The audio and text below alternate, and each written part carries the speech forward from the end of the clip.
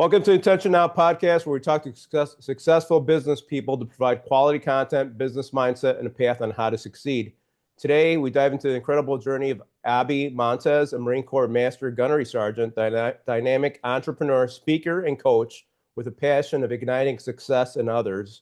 Abi's story is one of resilience and transformation forged by discipline and dedication instilled during his military service, from serving his country with honor to becoming a leading voice in personal and professional development. Abi exemplifies what it means to lead with purpose, helping individuals and businesses unlock their potential and achieve greatness. Abi, welcome to the show. Hey, how you doing, Dave? I'm doing great, brother. Semper Fi, thank you for being on. Did I miss anything on your intro? No, that sounds good. All right, sounds good. All right, awesome.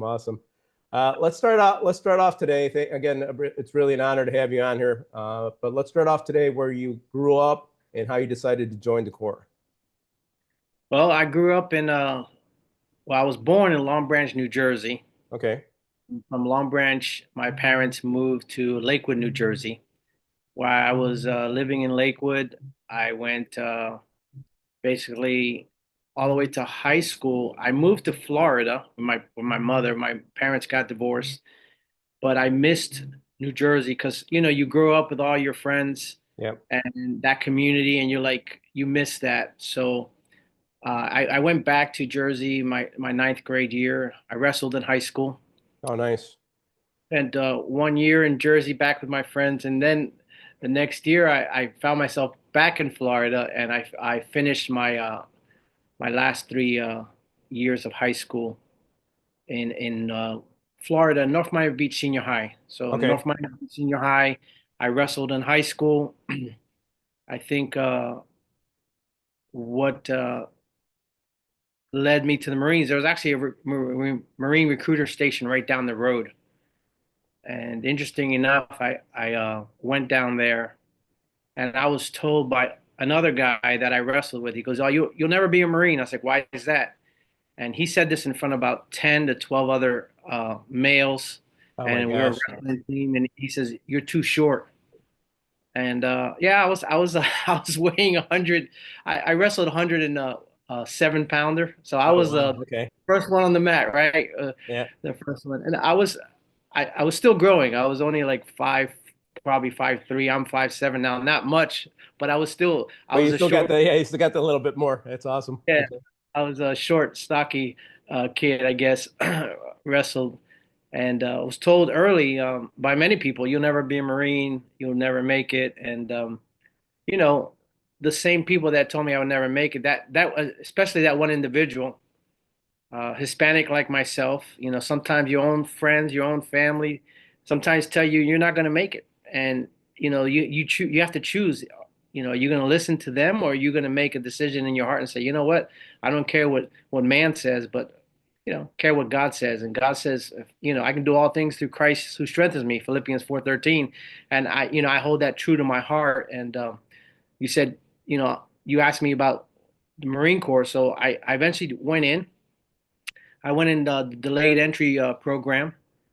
Um, I think it was sometime in February of 1989, um, February 21st, 1989. And then my first day in boot camp, synonymous day, is September 11th, Oh wow. 1989. Okay. And, here I am in boot camp, 13 weeks of hell.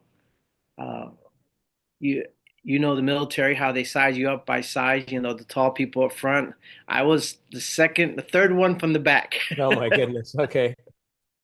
So I was probably one of the shorter ones there. I felt old though going in Marine Corps boot camp.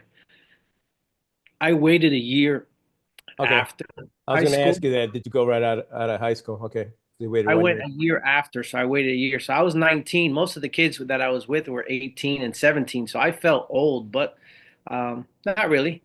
So that led me to Marine Corps boot camp. I don't know how much detail you want me to get into that, but No, no, that's awesome. That's awesome. So after high school, what did you do for a little bit during that time frame? so during high school, I volunteered at a radio station at the at the high school, Okay. and I ended up getting internship at the radio station. I ended up working for a radio station down here in South Florida called Power 96. Okay. Uh, I would answer the phones for the lead person was Bo Griffin. She was like the top talent here in South Florida. Amazing lady. And I would answer her phone, the request line, and we would do the top five. And as I got in radio, I ended up getting different jobs at different radio stations, Hot 105. And then I just wasn't happy. I mean, yeah, I was making a paycheck, but I said, what else am I going to do with my life? And I said, you know what? Maybe I'd like to try this Marine Corps thing out. Interesting. I said, Okay. I'll do reserve. I said, I'm not going to do active duty. I'll just do reserve. I'm not going to do more than that. I remember going to recruiting. He goes, you want the GI Bill? You want to go to college? I'm like, no, I had no desire to go to college. That was my No next desire, question. Yeah. Yeah. nothing. I had Yeah. none of that desire to do any of that. I just said, you know what? I want to be a Marine. Nice. That's awesome. That's perfect. Yeah, I was the same way. Right out of high school, I joined. A lot of my family went to college. My mom, had a master's in teaching. So, but I was the same way. It's like, you know what, I'm done. I just want to go to the Marine Corps and start working. So, uh, Yeah. perfect. So what years did you serve? 89, you said that you went in. I went in September '89, and my original contract was a 4x2, 4 years reserve, two more years in the IRR. Okay. But things changed. Obviously, things didn't go that way because right after boot camp, I went to SOI, School of Infantry, and then MCT, Marine Combat Training. I joined my reserve unit. That summer, my unit went back to Camp Lejeune for what's called AT, annual training. It's 2 weeks. So Okay. being in the reserves, you do the 2 weeks in the summer and you do 48 total drills. So Saturday and Sunday is considered two drills. You did 48 drills a year. But what happened with us is that summer when we got back from AT, which I didn't have to attend because I had enough, you have to do so many days a year.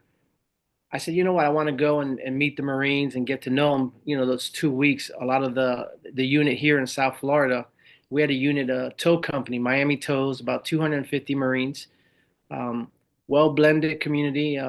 You had everybody from every race there. Especially since we're South Florida, we had a lot of Central and South Americans and all the Caribbean. Uh, it's definitely a melting pot of Marines. Okay. Uh, and All went the to boot same color, green, right? all the same color green. That's it, all Yep. green. And we got called up that November. I got a phone call. I remember it was Thanksgiving night, and I get a call from Staff Sergeant Starbert and says, "Hey, be advised, um, if you haven't watched the news, Saddam Hussein decided to attack Kuwait, and we're getting activated to go, to be on active duty." So I did, boot camp. I did all my schools. So I pretty much just got off of what you can say active duty. So now here's coming the next year, and I'm going back to active duty. But they told, don't worry about it. You're in the reserves. It's going to You're be a not short period of time. you're not going to war. Matter of fact, we're going to take you to 29 Palms. You're going to do some training, desert training out there. And then we'll probably end up in Camp Lejeune and you'll stay there. The active duty will go over to the war. We'll, hold the base down and that you're good. Right, Well, right. that never happened. So We they, ended up actually going. So everything that they told me, you know how the military is. They right, tell you one right. completely different thing. We end up, I think we got activated right after Thanksgiving. Okay. I think December 24th, I found myself on an airplane, my first transatlantic flight, and we were flying to Saudi Arabia. Wow. Here I am, 19, going on 20, Here you and thought you were safe in the reserves, everything was going to yeah, be fine. Yep. But go yeah, ahead, keep going. yeah. I remember we had a regimental formation in Camp Lejeune, and General Gray.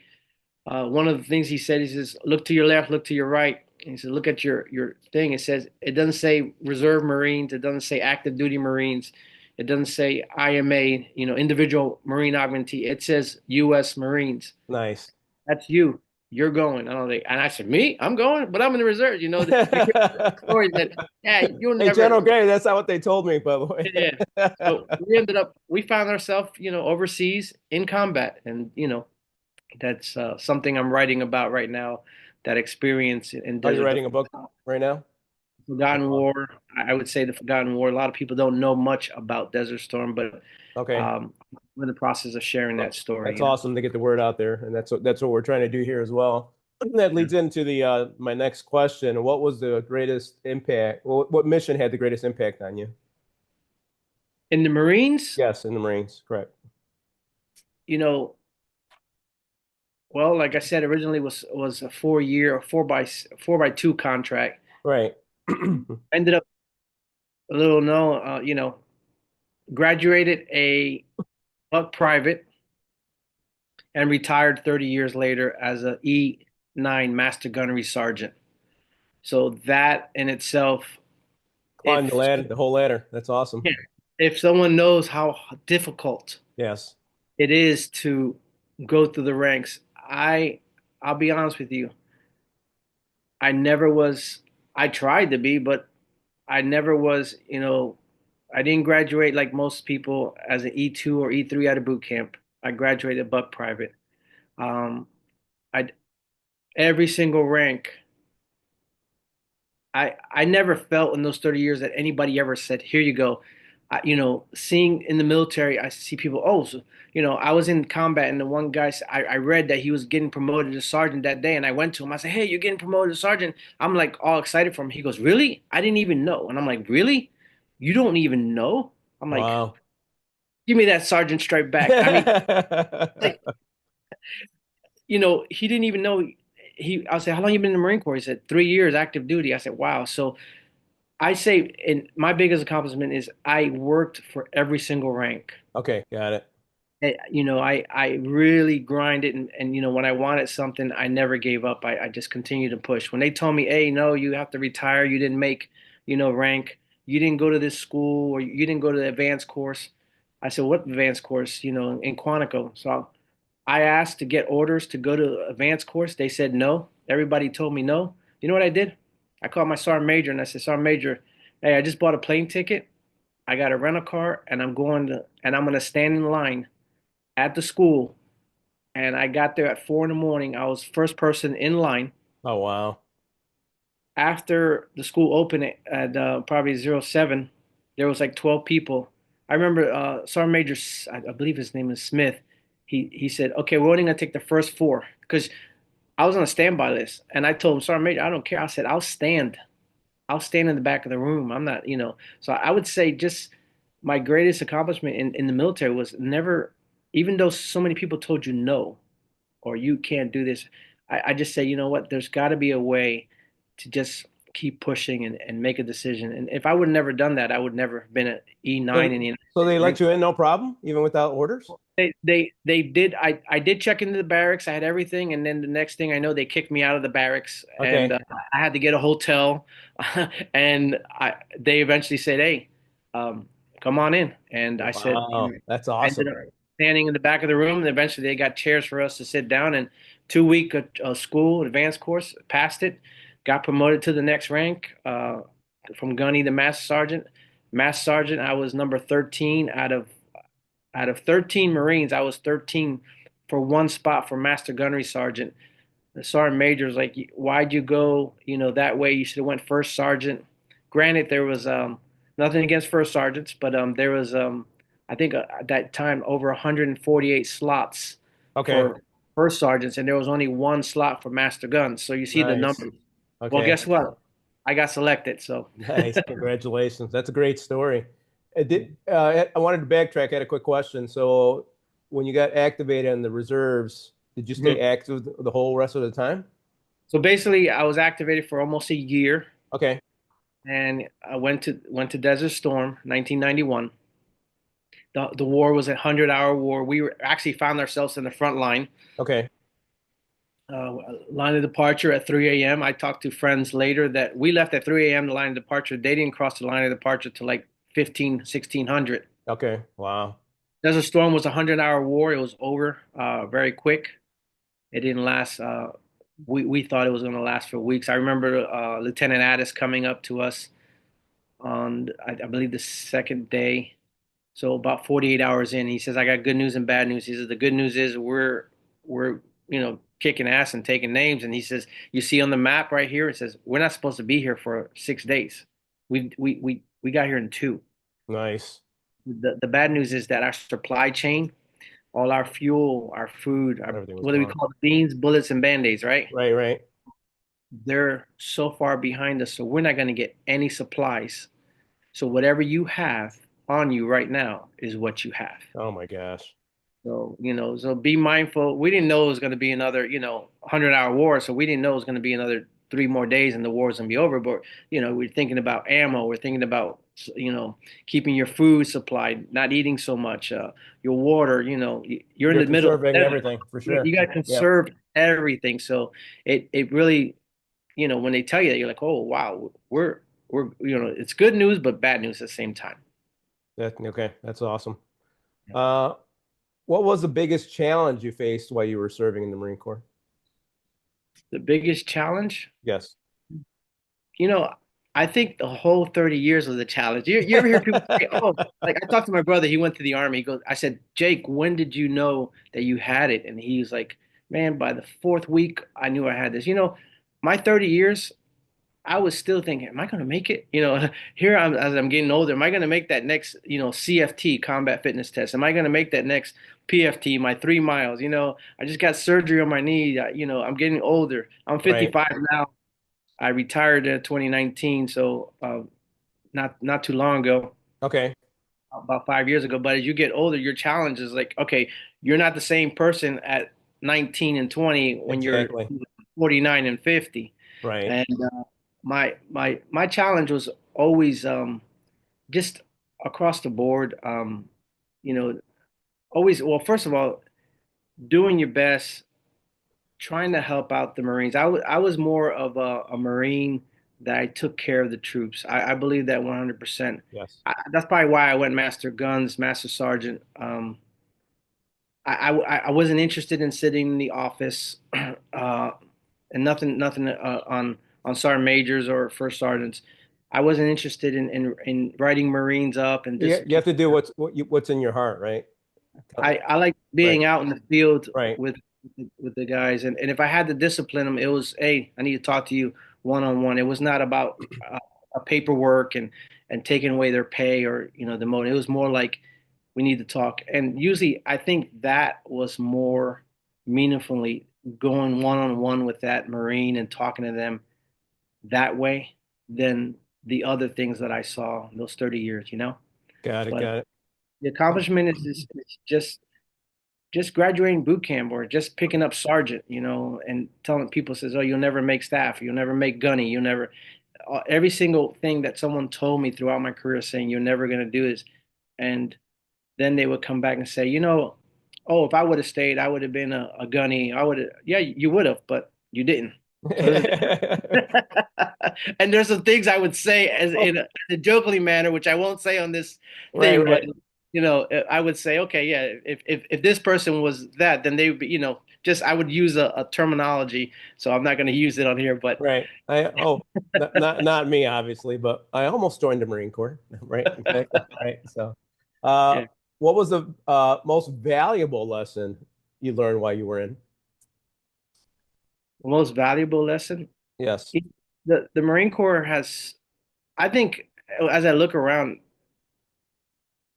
the value that you learn on so many areas, teamwork, integrity, um, just leadership, never giving up, um, trials, and how do you handle those situations? Fear, how do you handle fear in that bad situation that you're in?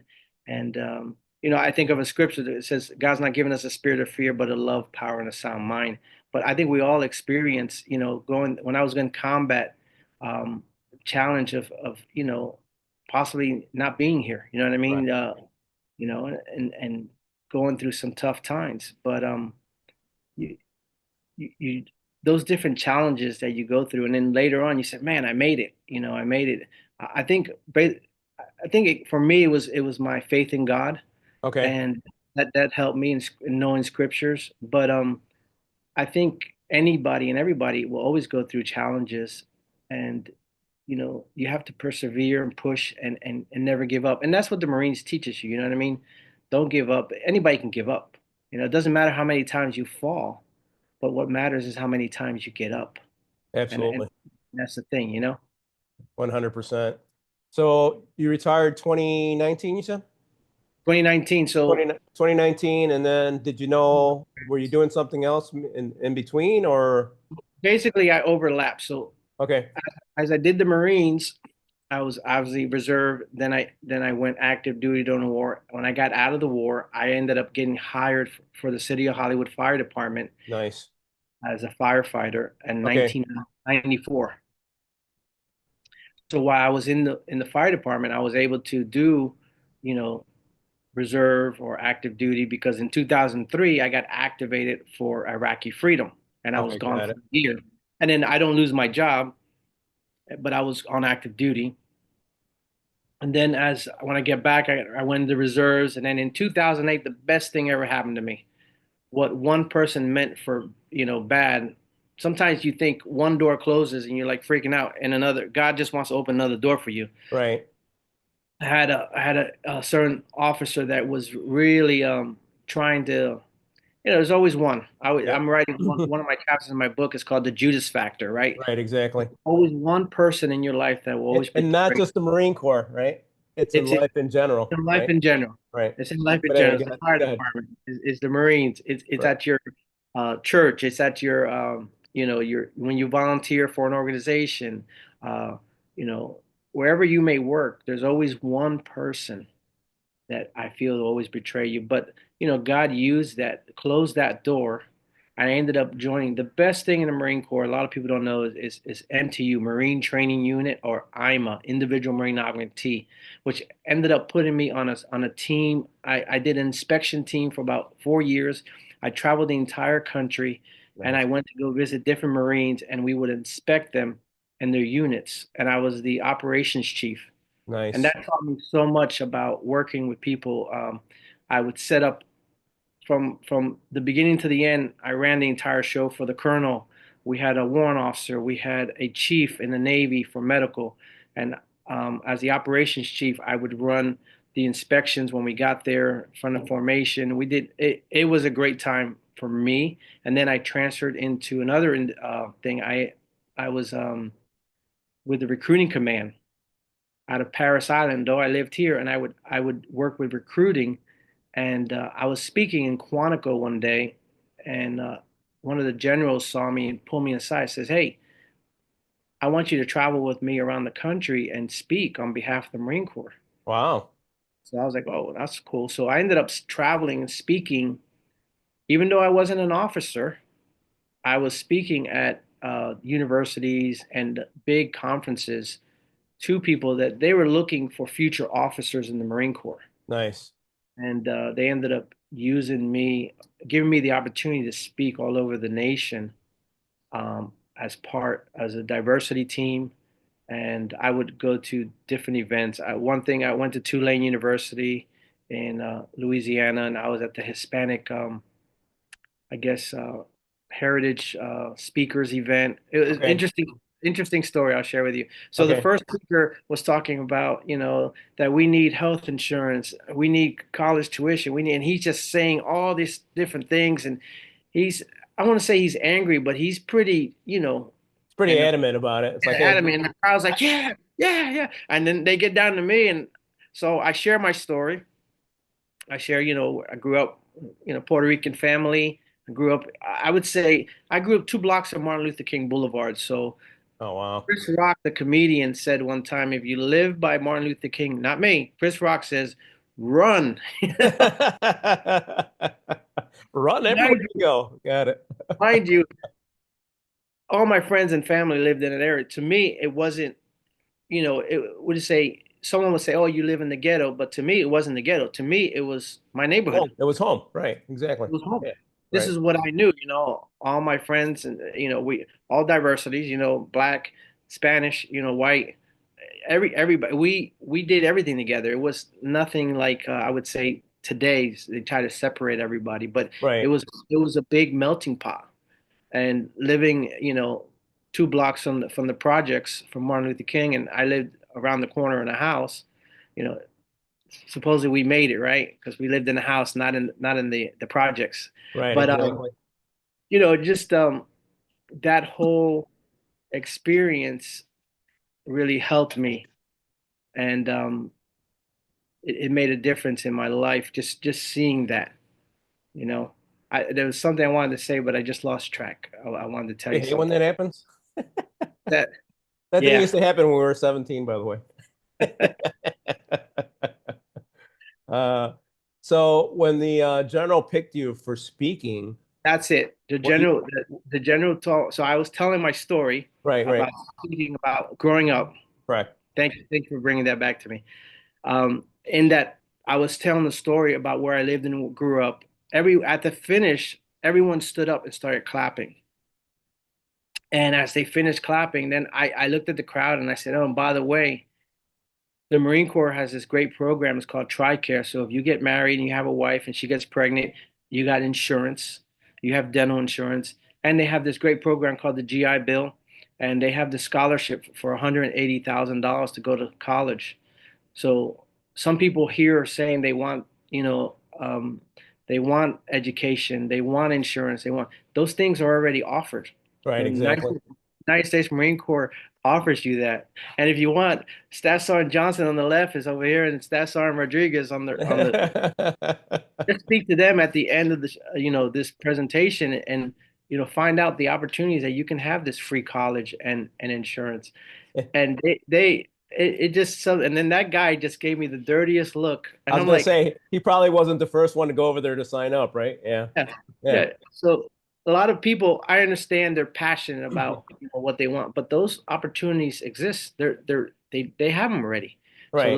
those opportunities are there. So, when I was able to share that my story, my personal story, I think the general just looked and said, "Man, that was really good. That you were able to relate with the community and the people." And I think that's the most important thing is being relatable, understanding where they're at and where you're coming from, and the never giving up. That attitude of saying, I can make. And by the way, I know I said in the beginning I didn't want the GI Bill, and I didn't.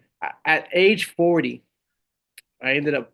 Well, I did go back to school when I got hired at the fire department. I got my associates, and then I ended up in 2001, I got my bachelor's. And at the age of 40, I decided to go get my master's. So Nice. most people are done by their 24, 26 with their master's. I was doing it at 40 years old, which I'm happy it happened at that time because my desire, school, I mean, I just did what I had to do. It was interesting. Graduation day, they go, "Oh, here you go." I was like, "What's this?" They go, "It's your gold, sash." I said, "What's that for?" He goes, "Your honors." I'm like, "I am." I was like, Nice. I never even, I never, I got A's, but that never came up to my mind. So I was like, "Oh shoot, this is like a big deal." You just And had a so, mission accomplished and you were going for it, right? You weren't thinking about, yeah, the nothing. And then they're like, "Yeah, you're sum cum laude." I'm like, "I am." I'm like, "Wow, this is something that you think about boot camp. I don't want college. I'm not gonna do 30 years. I'm just doing 4. I'm getting out to a whole different aspect of my life. Just changed over the years. right. You grow and the opportunities. The reason why I went to college was because when I went back to war in 2003, they go, "Oh, the 9/11 GI Bill." I'm like, "Oh, so I can go now." So that was the 9/11 GI Bill. I was able to go back to college and get that, Did that pay master. for everything? I paid for everything. Yeah. I Wow. ended up getting a master's in executive management, Wow, which, that's you know, incredible. it helps. I think there's street knowledge, Right. which growing up in New Jersey, I got a lot of street knowledge, which I think is good. Correct. And then you got the educational background. And then you got the military, which is another fraternity. So all those different things actually create and help you become a better person. I think at the end because you're more well-rounded. Exactly. Well, kind of like when you were serving with the generals and stuff, you got a bigger picture, going to evaluate all these different units, right? You got a bigger picture, high level, which is always great. So, and back when you were in high school, you weren't ready for all that. The Marine Corps got you. The Marine Corps was able to get you ready to be more disciplined, be able to accomplish more. So your mindset changed, right? And that's what Mhm. we're always wanting to do is change our mindset and get better. So that's a great story. I was Yes. going to ask you, were you speaking before the general saw you doing something else, or were you just kind of came natural? Well, I was growing up. I remember being in school, and I would, like most people, public speaking is the everyone dreads, right? I remember saying, practicing the Constitution. You know, we the people, United States, in order to form a more perfect union, establish justice, assure domestic. You know, you learn those words, and I remember shaking like this when I was saying that. You know, the preamble of the Constitution. You know, Right. and I remember telling myself, I'm never going to speak. I will never do this again. I was in, I think fourth grade or something. But when I got back from Desert Storm, a good friend of mine to this day, in the Marine Corps with me, his name is Pete Zayas. Okay. He calls me up and says, "Hey, a matter of fact, I have a newspaper article of that day." He says, "Hey, I got asked to speak at my niece's school at St. Stephen's Catholic Church, and the media is going to be there. And this, do you want to come? And you want to say a few words?" I'm like, "Yeah, I'll come with you." He goes, "Thanks, man, because I really don't want to speak." I'm like, "No problem." So we go. This is right after Desert Storm, so 90, 91, 92. And there was an Army, Navy guy. They speak, and then they save us for last, the Marines. You know, they save the best for last, right? Right. Exactly. Yeah. So Pete looks at me and goes, "Hey," he calls me Montes. He goes, "Montes, you go, you go." I'm like, "Okay." So I share my story about what happened in Desert Storm. These kids, I, I, I just told my story, and I coach people about speaking, and I say, the most important, people will never remember graphs and numbers and this, but tell your story. Tell them about you and your personal story. You got to be a storyteller, which at the time I wasn't a great speaker. I just told my story, and those kids stood up and they just started clapping. It was like wow, like Dolphins scored a touchdown and everybody goes crazy, And Wow. my buddy looks at me, Pete, and goes, "Wow!" And then I said, he says he goes up and it's his turn to speak, and he goes, "All right, anybody have any questions?" I'm like, Pete, He didn't Pete, want, yeah, you just want to like you speak? He killed it. He goes, didn't want to say anything else. Yeah. "After you, man." He goes, "There's nothing else to say, man. I'm just gonna." And then that even taught me something. When that aspect, when you see someone speak so great and it's your turn to speak after, I mean, if the crowd already, you know what, just go into questions. That's a great thing. But from that day it started. I Wow.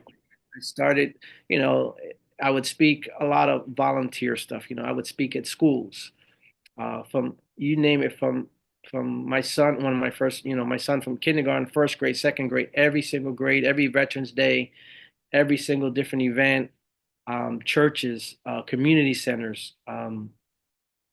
Actually, I'm the current president of the Fort Lauderdale Navy League. Well, in 2008, I was their guest speaker, and they called me back in 2009 to speak again, and Wow. I did a Choice of Todd event. So it just started increase, and then one day I spoke somewhere, and they handed me a check, and I'm like, "Oh, really? You can get paid for doing this? This is great!" So it just started building up, and throughout the years, currently speaking on two main topics. I do leadership, which I just applied to speak at a conference next April in Ohio. I don't know if I'll get selected, but if I do, great. If I don't, I don't get worried about that. Right. But Right. Exactly. put in for leadership at a SHRM conference. I don't know if you ever heard of SHRM, Society of Human Resource Management, No. which I Okay. spoke at quite a few different events all over the country on that. And then I do situational awareness to include active shooter training, which Nice. I did one last Saturday. And I'll do churches and synagogues. I did one at a synagogue right after October 7th last year. Probably October 7th happened, and I spoke at the synagogue like maybe 2 weeks later. And I just talked about, okay, what about if you went to Israel on vacation and you decided to go to an event, a music festival, and this happens? What do you do? So I talk about the situational awareness. Where do you sit in the airplane? What do you do at your hotel room? Right. If the power goes out and there's a fire and you're in in Hotel Mumbai, and terrorists come in and take over the place, and they're only asking for U.S. passports and British passports, and nobody else. They just, and you're in that situation. What do you do? So I talk about those situations to not only for yourself, for your family, um, to protect yourself, to make the right decisions. And that platform, just the opportunity to share that is a blessing. Right, And absolutely. That's an incredible journey, and it's great to tell your stories, right? Kind of yes. like Jesus did with the parables, right? Always told parables, always told stories, Mhm. and people just love that and connect that and remember that more, right? To Yes. remember you more as well when you're doing it that way. So that's great. And the training, situation awareness training, speaking, that's all on your website, basically. Yeah, it's on my website. I'm currently updating my website and Okay. doing a lot of new stuff. But um, once it transitions over, but yeah, it's there. And then if people like want more information, I just send them a short information about what it is. But you know, every month I'm speaking probably 2 to 3 times a month, and I'll go anywhere. And what's People your like website again, Abby? it's my name, Abiud. It's Abiud Montes, Okay. Montes.com, Okay. abiudmontes.com. Or the easiest way is my email, speaker, like a speaker, speaking, speaker.montes@gmail.com. Perfect. Okay. Perfect. Yeah, definitely reach out to Avi. I was actually on his website. My tablet just turned off, but he actually has some great videos on there. So reach out to him if you need him for a speaker or situation awareness. Is it training that situation awareness training? Do you just speak about it, or do you have a course, or do you train in person as well? I've done several different things. So I just did a dental office. Okay. The dental office, a hygienist. Sometimes they have disgruntled employees. So we talk about, a strategy plan, exit plan. We Nice. do a threat analysis of the building, knowing their exits, knowing, how to, shelter in place. If you have to run, sometimes they say run, hide, fight. But sometimes your first option might be fight Right. because Exactly. Yep. that your distance. And Depending on the threat that's going on, right? I did a training for Dr. Abby and all her, her daughter and all her friends from high school. It was 18 girls, and we went Okay. to the golf course and we did, because they're going to college. So we talked about the situational awareness of date rape. We talked about, being aware, being at a restaurant or a bar, and someone gives you a drink, and they can put uh, anything in your drink, and next thing you know, you're unconscious and you wake up, you know, unknown to you somewhere else. So we talk about that, like we do in the Marine Corps, that buddy system, having that other person. Don't go out. Just your awareness of not being out by yourself, being Correct. with someone. I talk about verbal judo, using your mouth and your voice, how to protect yourself. And you're in Marines, so I taught them little wristy tristies, like different, just taking that thumb and just bending it, just a little pressure, you can get out of whatever little thing, hitting the throat, or if you're mounted, different. We talked about different things. If someone's mounting you, how to talk your way out of that situation. Like I told the girls, I said, you tell that person, the perpetrator, anything. You tell them you like them, you really want to hook up with them, but it's that time of the month. It's not going to be pretty. I swear I see you tomorrow. Anything to get out of that. And once you relax that person and they feel, oh, okay, because if I grab you and you're tense, you're going to be like this. So I taught them, when they grab you, just relax. Because when you're relaxed, then they're relaxed. Right.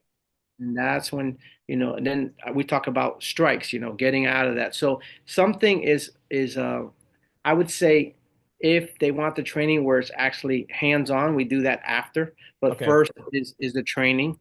And I do TDGs, tactical decision games. Um, for leadership, we do EDGs, ethical decision games. So I'll show a video and that's at the end, and then we talk about, okay, this is what you learned. Here's a video. All right, tell me, what can you see from that video, what you can apply, what you Nice. learned. And Love it. people really, really, they really enjoy that. I used to do that in Right. the Marine Corps. When I was in training, I used to do that in the Marine Corps. I would show like Saving Private Ryan, and I would show, hey, the guy in the bell tower, and he did this, and what did the bad guys do right? What did the bad guys do wrong? What did the good guys do right? What did the good guys do wrong? On Black Hawk Down, same scenario. Nice. So everybody's thinking, like how do you get How in would this you scenario? react? What would you do? Right. That's So awesome. I love it. Black Yeah. Hawk Down was a great training opportunity because you saw what the bad guys did good, you saw what they did bad, and you saw what we did good and bad in the situation. But it makes you think because if you're in that environment, okay, you know, one of the biggest things is in Black Hawk Down, they were relying on the air to tell them, hey, turn left here, turn right there Yeah. Yep. and direction. And even with my daughter, I remember her being probably like 8 years old, and we looked at the map, and there's a little red dot, and I said, "Naya, where are you?" And she goes, "Daddy, it says right here. You are here." I said, "Okay, if there's a fire in the mall and we need to get out," she goes, "Oh, Daddy, we walk straight. We pass Bloomingdale's, we make a left, and we pass by Bird Eyes, and we get out." Like, okay, so I would tell her, I said, "Okay, Naya, remember this: if you know where you are, you know where you're going." There you And go. that's true in life as well. That's true. That's a very good point. Those are the things I try to share because you have knowledge, I have knowledge, but what good is that knowledge if we don't share with nobody? Right. It it does nobody any no good. And I see so many people. I remember I was preaching one time and I was sharing, and the chaplain came to me and says, "Oh man, that was really good." And I said, "Here you go." He goes, "What's this?" I says, "My notes." He goes, "You're giving me your notes?" I'm like, "Yeah." He goes, "Really?" He goes, "Most people are like so." I said, "It's not mine, it's yours." I said, "You take it, you use it, and work it where it works for you." Right. You Exactly. know, my notes because he could reach more people, because he's a chaplain. He's going to be traveling around the country speaking. Maybe one scripture or one testimony. Maybe he can share a little bit about, oh, I met at the time Staff Sergeant Montes, and this is his story, and this is this. And I said that story could change somebody's life. So you have knowledge, I have knowledge, share that knowledge. Don't be stingy with it. That's why I think it's important that you write a book, I write a book. I think that's Yeah. one of the things when I speak at locations, I encourage everybody to write something. Write something to leave for your family, for your legacy. Um, what you've experienced, there's so much that you've experienced that can change somebody else's life or make a difference where they don't have to either go through and struggle through it, or they can say, wow, this is really good. This is a good building block. I can learn from that and use that and apply that in my life. And I think that's what the Marines, the fire department, uh, having God in my life has really helped me. And that's something that I just want to expand on it and grow on. And I believe that's where, now that I'm retired from the fire department, 30 years, retired from the Marines, this is an area that I want to continue on. I'm young, 55, so I have a lot, at least Hey, another we're 15 oh, years. we're here to serve, right? So it's That's like it. It's it's all about people say service. I want to retire and be in a rocking chair. It's like really, I just want to keep going and keep doing stuff, right? So, but I think I'm that actually more situation. busy. I feel more busy now. I was like, how did I do everything that I'm doing Right. But before it's your going to work passion, but you love and it. now? So it's not like work. That situation awareness is really a great training. Sounds like you're doing it on site, but you could probably do it on Zooms as well, right? With other people. I I started doing Zoom during COVID, but I'm a type of person. You need to be hands-on. Okay. I like the crowd reaction because you feed off the That's crowd. that's why you're a master guns, right? That's what we talked about earlier, right? Yeah, I, so that yeah, I I think the do crowd do the crowd is great, but do yeah, I think Zoom, but everybody needs it nowadays because whenever I go somewhere, I just see so many people that are clueless, not watching what's going on their mhm, cell phones, not paying attention. It's like, yep, dude, something could happen, and you see videos of people walking on the street with their cell phones, and sometimes getting hit by a car.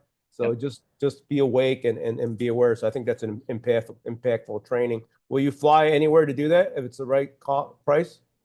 Yeah, yeah. I fly. Okay. I just flew to Rochester, New York, or I ended up. It's interesting. I was praying to God. I said, God, I really want to go to Niagara Falls. Okay. I really would like to do that, and I want to take my wife and my kids.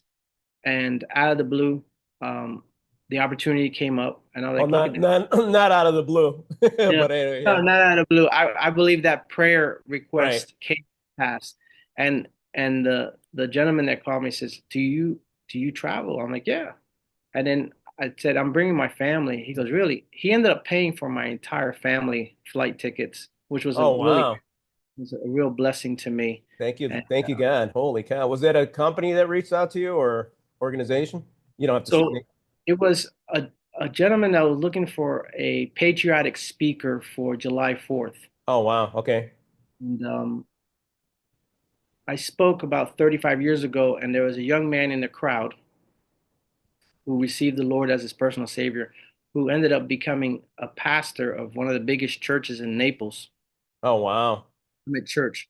So it was actually a referral, Pastor or Orlando Cabrera, and he gave the information to this gentleman that was looking for the speaker, and then he called me, and we arranged everything, and was able to. It was a kind of spontaneous because it was I was working, I couldn't get the time off. Um, I didn't have everything. There was a lot of things going on in my life with my family. Uh, really, this year has been a real tough year. A good friend of the Marines got abdominal cancer. He ended up passing away at that Oh, man. time. Sorry to hear that. My dog got cancer, Oh, uh, man. and he passed away. That really hit us hard. My wife was suffering through some possible cancer situations, and we end up doing a lot of doctor visits and tests, and it was really hard. And then I have a good friend, Dan Jarvis, which I think you should interview him. He does helping the heroes recover, and I was going through. We all need, someone to talk to, and my wife was going it through as well. And here she's planning on cutting her hair and getting a wig and going through the whole process of what we're going through. And then the opportunity comes to speak that I can't get off work. I asked multiple people, talk to my wife talks to I guess the counselor and says, what you actually need right now is to get away, like a retreat. Right. Exactly. Yep. And you know, we made. I mean, we literally. I didn't even. I was speaking that July 4th. I didn't even have hotel reservation. I didn't have nothing. Made the hotel reservation. Ended up flying because we were going to cancel because of the situation, the medical situation. But we made the trip, and I tell you, it was a healing for a family to get away from the chaos and the destruction and everything that's going on, that's happening, and just a time to be with family. We got to, I don't know if you've ever been to Niagara Falls, but the Yeah. once Long time ago. it's all out of nature and hiking, so we were able to spend that time outside. I felt the presence of God at Niagara Falls, just of the falls, and to me, it was more of a spiritual event. And then I got to speak and got a really good positive reviews from everybody that was there. Mentioned the best speaker they've had, for a military event, and then got back home and some reason there was that one person that was jealous that I spoke and created a big uproar about me taking off for speaking. But I took the time off to take care of my wife, and Right. Exactly. at the end of the day, that was more important. Work is always going to be there. Right. Yep. That's why we have what's called sick time. We have sick time because it's not just for you. It's for your family, to take care of your Well, family. you And need time to recharge, right? Everybody needs time to recharge. It's like if you don't recharge, you're gonna crash. So that's great. I'm definitely gonna keep your wife in prayers, brother. I'm yeah, glad we were able to connect. So if there's anything I could do to help, please reach out so we could chat. So you can call me at any time. I think you have my phone number as well. So, yes, but definitely, I'll pray for her and for your family for healing and just peace of mind as well, brother. So, yeah. speaking of challenges, PTSD or TBI, leaving the military. Did you have any challenges with that? And if you did, what did you do? Well, one of the things is obviously I'm 100% disabled and going through the trauma of combat.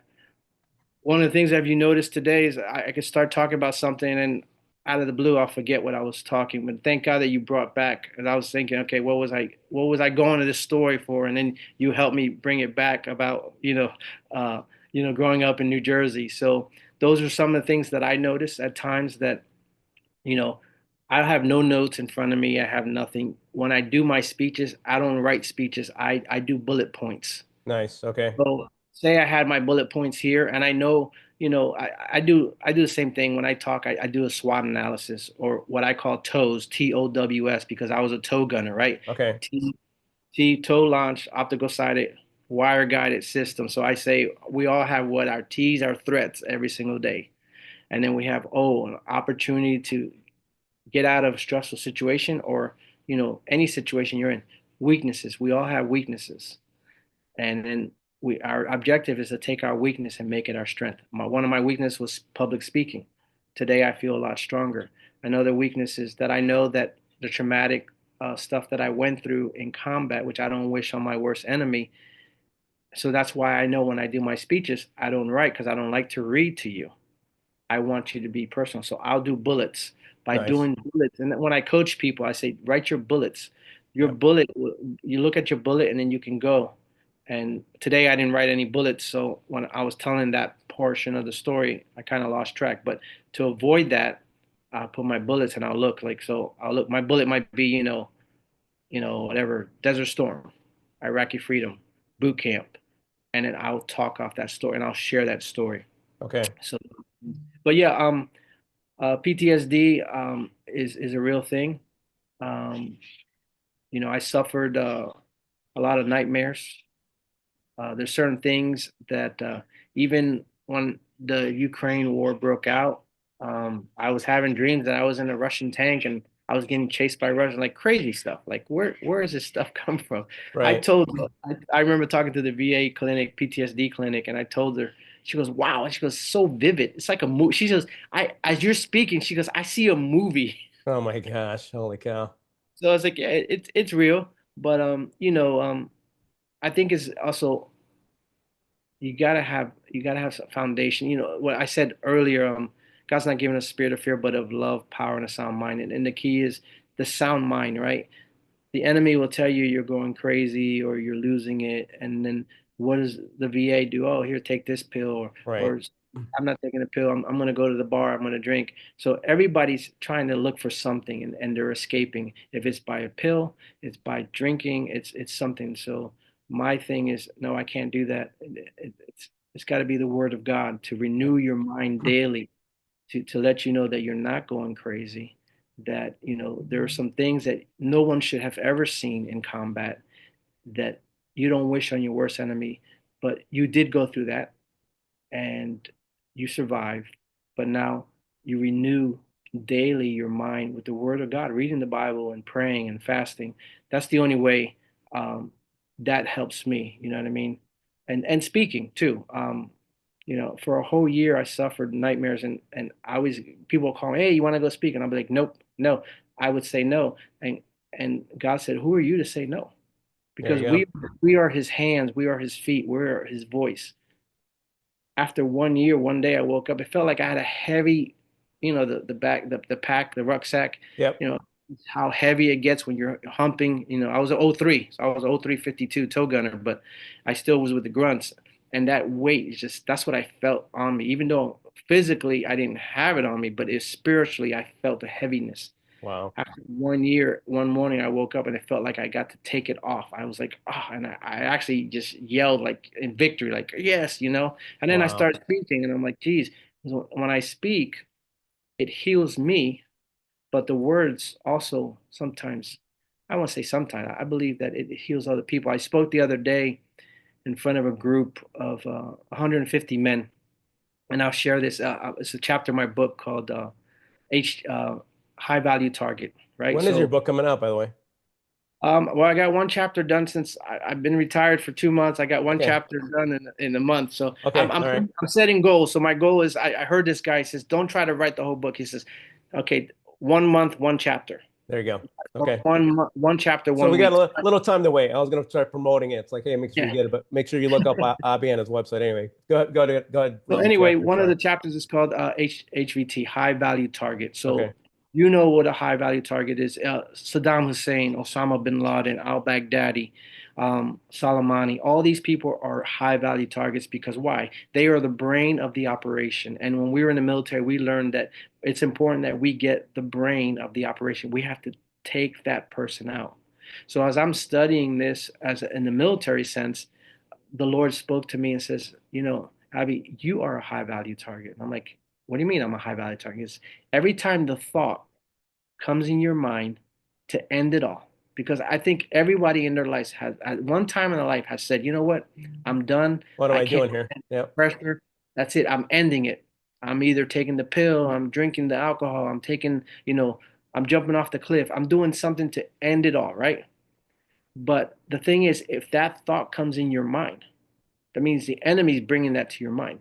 The reason he's bringing that to your mind because he knows you're going to make it.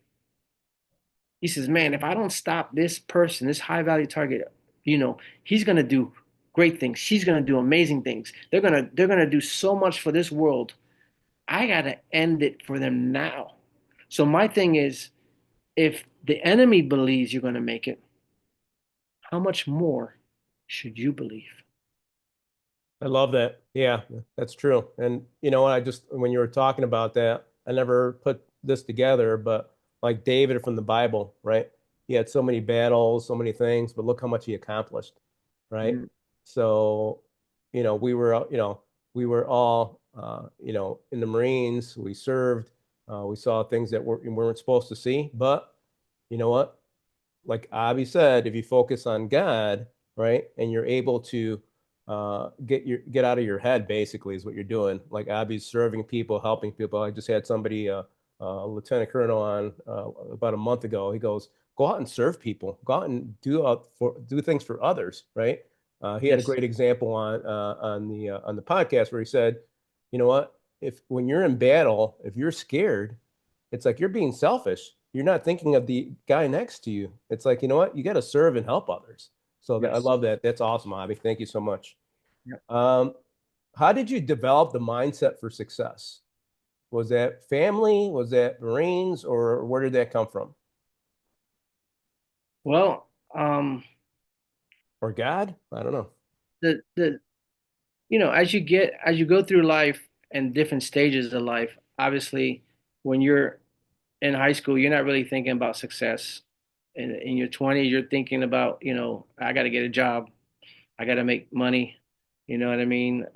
Then you get married and you take care of your wife, and then you have kids, Well, and you not everyone, right? Like that example you're giving earlier. It's like, not hey, we not not deserve not, help. Right. not everybody, yeah, not Right. Like everybody. I deserve free health care. I deserve, yeah, right. Exactly. Yeah.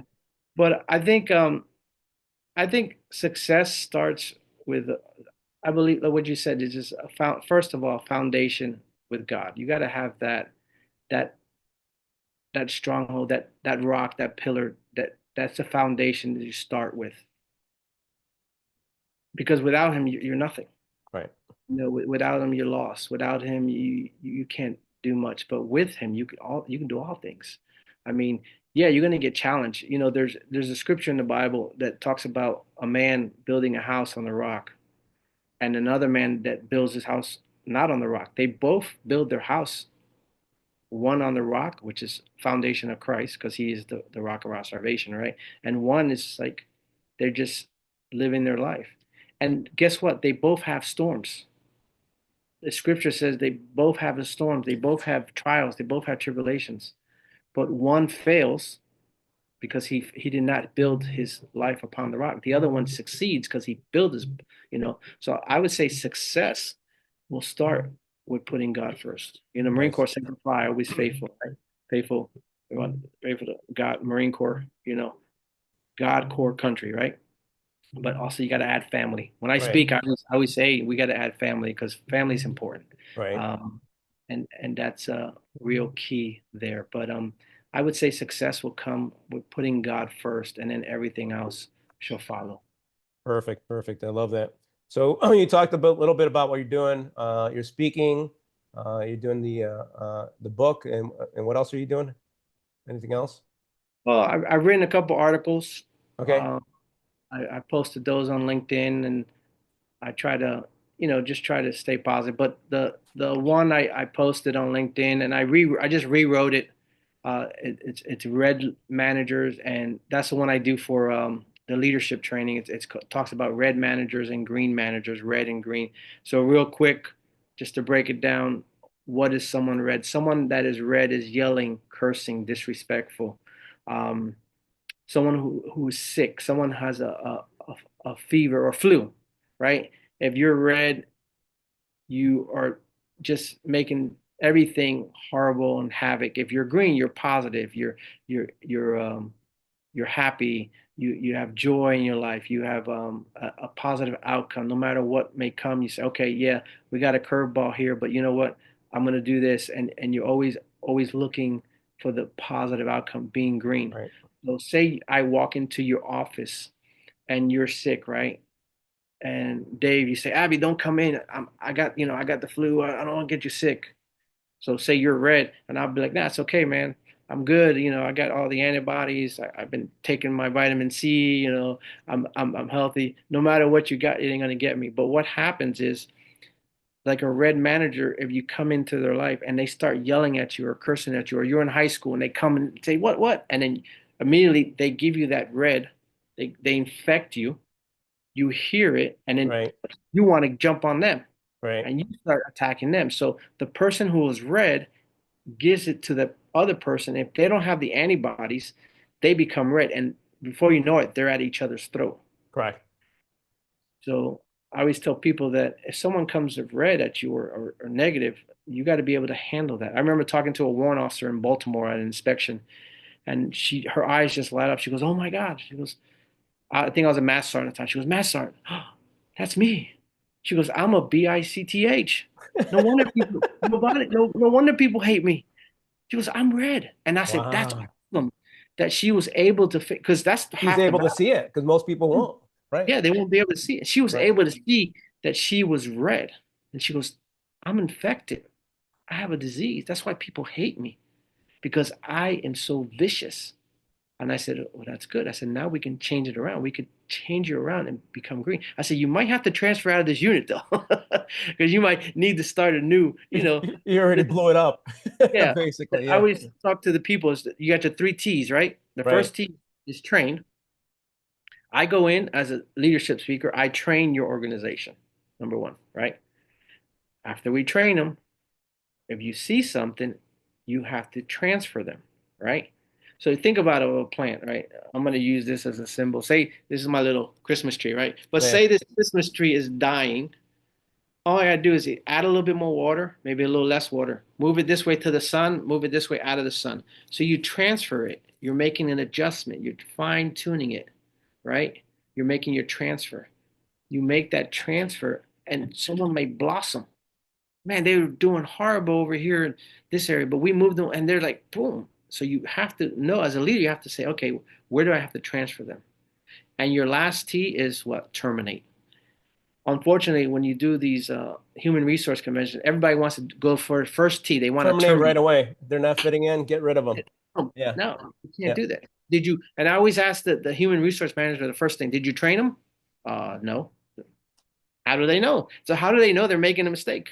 How many times are you in the military and there was an officer or someone else says, "Oh, I'm not happy because this happened." Well, why didn't you say anything, sir? That happened 2 weeks ago. Why didn't you tell me at that moment? Say, "Hey, look, this, and this. Let's make the adjustments." You can't tell me now because it's over.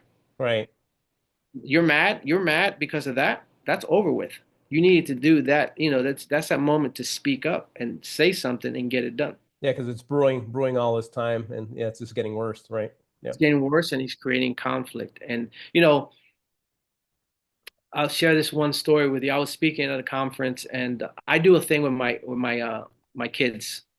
Um, my son right now is 14, my daughter's 19, but probably when we were going to kindergarten to first grade, every single day I would speak into their lives. I would say, "Austin, Naya, just repeat after me. So I'm a champion." And, "Daddy, I'm a champion. I'm a world changer. I am somebody. I'm smart. I'm intelligent. I'm bright. I'm the head, not the tail. I'm above, not beneath." And just words of affirmation and, positivity. And I said, you can do that with your employees. You can, build them up. Say, "Hey, certain things," and just by talking to them and building your team up. And some guy in the middle of the conference says, "That doesn't work." He stood up and said, "No, no," like a heckler. And Oh what my I gosh. noticed is that you either have a decision to either move on and say nothing, or you make a decision and say, "Whoa, whoa, let's talk about this." Right. Thank God, God gave me wisdom. I said, "Hey, so don't sit down. Let's talk about this." I said, "Let me ask you a question. Dave, today is what? Today's Tuesday, right? Yes. No, Wednesday. Okay. Today's Wednesday. Yep. So Yep. today's Wednesday. So just think about it. I'm gonna ask you on Monday, did you eat breakfast, lunch, or dinner, or have a snack at any time? Yes. On Tuesday, did you do any of those things? Breakfast, lunch, dinner, or a snack? Yes. Today, Wednesday, do you think sometime today you're gonna be hungry, or maybe you want breakfast or lunch or something, or you think Most likely, yes. likely, right? So I guess what you did on Monday and Tuesday didn't work because you know why? You woke up this morning and And you're you're still doing it hungry. again. Yep. But guess what? That's good. The thing is to stay hungry in your life, in your relationship, in whatever you do. You got to stay hungry. Whatever you did yesterday is the past. It's gone. Yep. Obviously, you live for today. You plan for the future, but you speak things. And even though oh, that doesn't work, you got to continue to do it. The food that I ate on Monday is not helping me for today, but I'm Right. still eating today. So the objective is always stay hungry, move forward, continue to, push. Don't stay stagnant. That's the main thing. Right. Don't stay stagnant. Always got to move, even if it's just one step, you know. Bible even mentions that, right? The first day God created the heavens and the earth and everything was done. And what did he say? He didn't go to the next day. He said, hold on, this is good. He recognized what he had. Right. He wasn't done yet. There's 6 more days left, right? But Right. yet he said, "Hey, this is good." He paused. Yeah. He Yep. spoke to himself and said what he did was good. He didn't wait for an angel or a demon to say, "Hey, this," and talking in his ear. No, he built himself up, and that's what it's about. Right. People may not build you up. People may not say nothing, but that's where you have to be able to speak into your own life and build yourself up. And how do Exactly. you know? How do you know that's true? Right.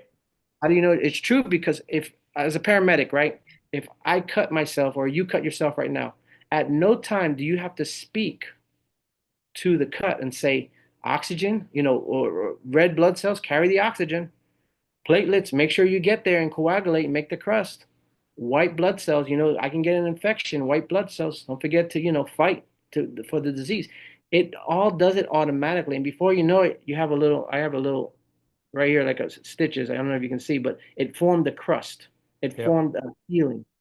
I never spoke to that. My body automatically built itself up. So if my body builds itself up, how much more should you build yourself up? Why do you have to wait for somebody else to do it? But it's good to do it. I But agree. it's important that we do it and continue to do it daily because what you did yesterday is gone. Yeah. You And I gotta, and I love that because every day you want to put positive stuff in your head, right? Because in yes, the world there's so much negative going on every day, right? sure. And it's like, you know what, if you something that I try to do every day, try to read the Bible every day, try to listen to Christian music, try to watch something Christian because all the other stuff I just tune out, right? So if you get negative stuff that's coming in your head every day, guess what's going to happen, right? It's going to be the the same effect that Abi was mentioned, but the opposite. Yeah, So why not put great stuff in your head to make yourself better, right? And yes, be able to elevate yourself. And that's what this is all about, getting a better mindset. that's Hey, it. Abi, if you were 17 today, what kind of path would you take, or what kind of path would you tell others to take?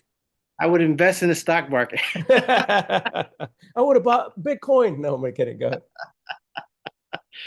Um, you ahead. know, if I could talk to myself 17 today. right now at 55, at 17, what would I tell myself? What would you do? Yep. I think you know, pretty much everything that we just talked about. Yep. Okay. Don't listen to negative voices. Okay. There's always going to be someone there that's going to be, we call it Debbie Downers, right? There's always going to be someone that's going to be, oh, you can't do this or you can't do that or you're not smart enough. I always tell my son, I said, son, do you know how to fly? He wants to fly. He wants to be a pilot, you know, and I don't know if he's going to be a Blue Angels pilot or whatever, but he said he liked to fly a plane, And I asked him a question. I said, are you stupid because you don't know how to fly? He goes, no. I said, no, you're not stupid. It's just you haven't learned it yet. Exactly. Don't, I would tell my 17-year-old self is don't feel that if people tell you you're stupid, don't accept that and don't think that you're stupid. It's just that you haven't learned it yet. I haven't learned to fly the plane yet. I haven't learned to be, an entrepreneur yet.